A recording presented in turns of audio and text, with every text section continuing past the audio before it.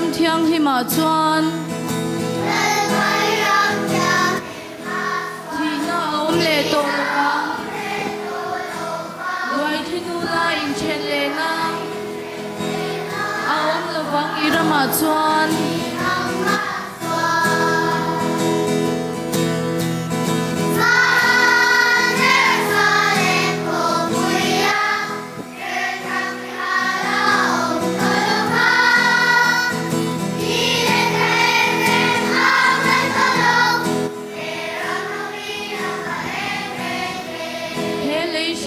Rama hian